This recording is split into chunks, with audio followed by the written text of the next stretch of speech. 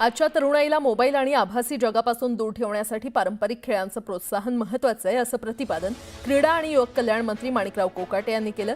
देशी खेळांना शासकीय स्तरावर मान्यता देण्यासाठी प्रयत्न केले जातील। प्राथमिक शाळांमध्ये लंगडी, दोरीच्या उड्या, लगोरी यासारखे खेळ अनिवार्य करण्याबाबत लवकरच निर्णय होईल असं कोकाटे म्हटलं।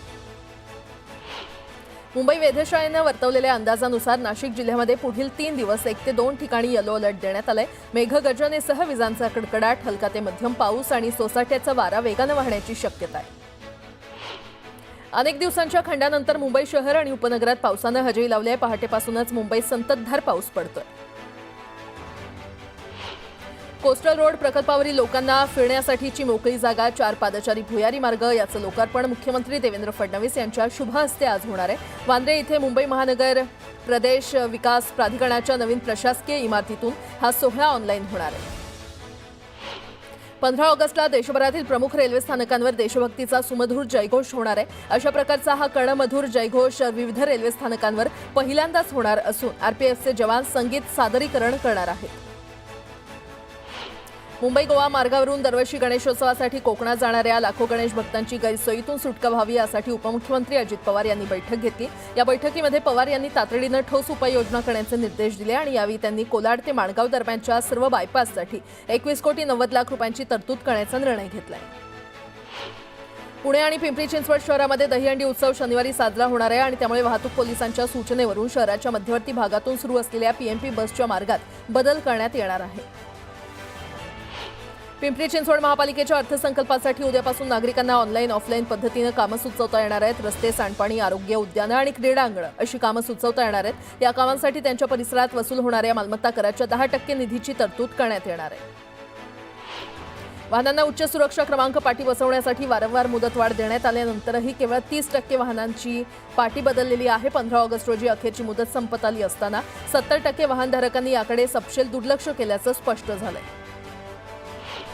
पुणे शहरातील विविध भागातील रस्त्यांवर पडलेल्या खड्ड्यांची तक्रार महापालिकेकडे करता यावी यासाठी महापालिकेनं सुरू केलेल्या पीएमसी रोड मित्र ॲपवर पहिल्या दिवशी 43 तक्रारी आलेल्या आहेत आणि या तक्रारींची नोंद पथविभागाच्या संबंधित अभियंत्यांनी घेतली असून त्याचं निवारण केलं जाणार असल्याचं पथविभागातील अधिकाऱ्यांनी सांगितलं। पुणे मेट्रोबाबत एक मोठी अपडेट आली आहे। येत्या 15 ऑगस्टपासून पुणे मेट्रो गर्दीच्या वेळेस दर 6 मिनिटाला प्रवाशांना सेवा देणार आहे, तर विना गर्दीच्या वेळी मात्र दर 10 मिनिटाला एक ट्रेन असणार आहे।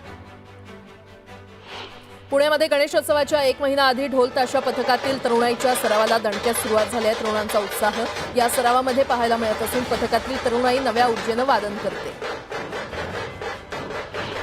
सुनावणी दरम्यान बृहन्मुंबई महानगरपालिकेनं पक्षीप्रेमींना दिलासा देणारी भूमिका घेतली। आम्ही सकाळी 6 ते सकाळी 8 पर्यंत कबुतरांना काही अटींसह खायला घालण्याची परवानगी देण्यास तयार आहोत असं पालिका म्हटलंय। मात्र यावर न्यायालयानं सुनावलं। तुम्ही असे आदेश कसे जारी करू शकता असा सवाल न्यायालयानं उपस्थित केला।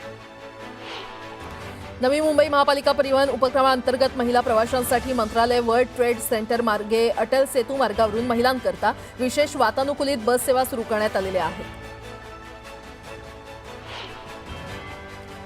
एक सविस्तर बातमी। एकीकडे कबूतरखान्यावरून वातावरण तापलेलं असताना दुसरीकडे मुंबईतील कबूतरखाने तुर्तास तरी बंदच राहणार असल्याचं पुन्हा एकदा हायकोर्टाच्या सुनावणीतून स्पष्ट झालेलं आहे। कबूतरखान्यांसंदर्भात झालेल्या सुनावणीवेळी कोर्टाने राज्य सरकार आणि पालिकेला देखील फटकारलेलं आहे। कबूतरखान्याचा विचार करू नका, लोकांच्या आरोग्याचा विचार करा असं कोर्टाने स्पष्ट शब्दात म्हटलंय।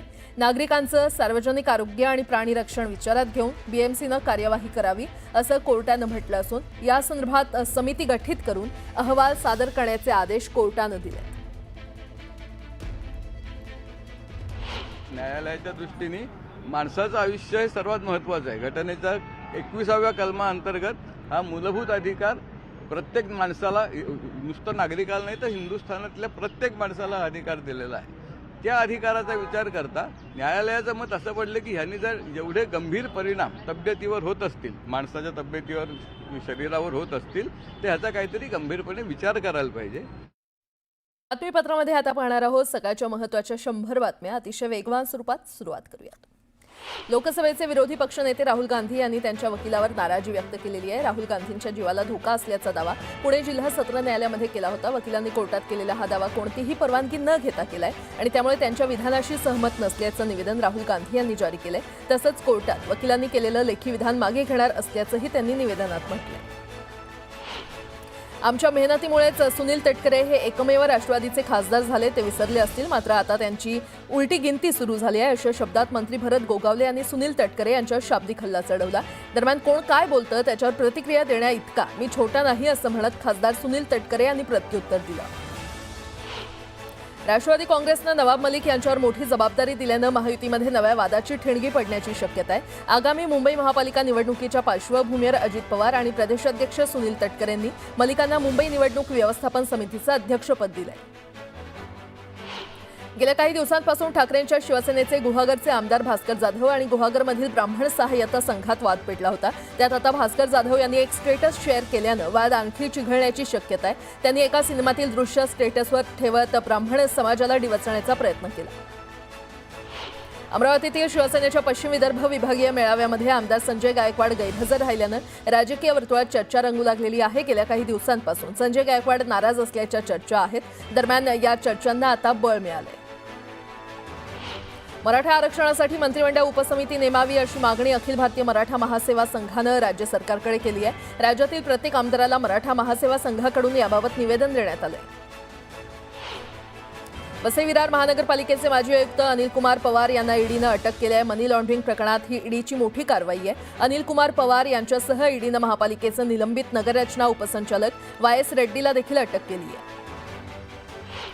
दरवर्षी गोकुळाष्टमीच्या दिवशी मांस विक्रीवर बंदीचे आदेश आम्ही काढत असतो, मात्र यंदा योगायोगानं 15 ऑगस्ट दिवशी गोकुळाष्टमीचा सण आहे आणि त्यामुळे याचा स्वातंत्र्य दिनाशी काहीही संबंध नसून कुणीही गैरसमज करून घेऊ नये असं जळगाव पालिकेतील आरोग्य विभागाचे उपायुक्त उदय पाटील यांनी स्पष्ट केलंय. मालेगाव शहरात 15 ऑगस्टला मटण, चिकन दुकानं आणि कत्तलखाने बंद ठेवण्याचा आदेश महापालिका प्रशासनानं दिल्यानंतर शहरात खळबळ माजली आहे. यानंतर यावर एमआयएमचे आमदार मुफ्ती इस्माईल यांनी टीका केली आहे.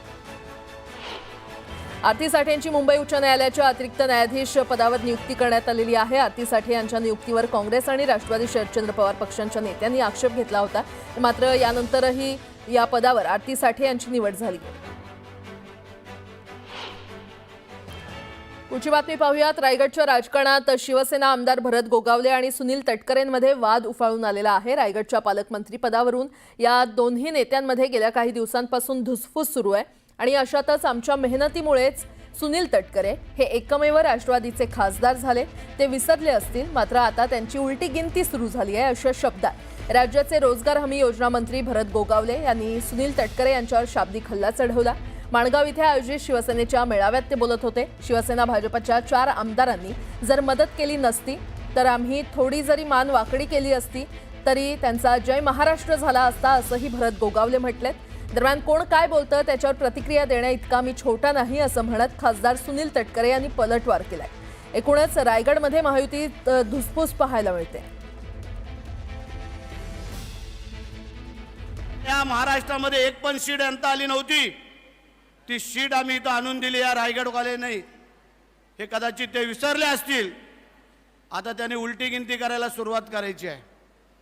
लक्षात ठेवा, आता उलटी गिनती म्हणजे मी नसतो, रविशेठ नसते, आमचा महेंद्र दळवी नसता, तिथं योगेश कदम नसते, हे आम्ही चौघांनी जर अशी थोडी जरी वाकडी मान वळवली असती ना तर हे 82,000 कुठल्या कुठं धुळीला वाऱ्यासारखे उडून गेले असते.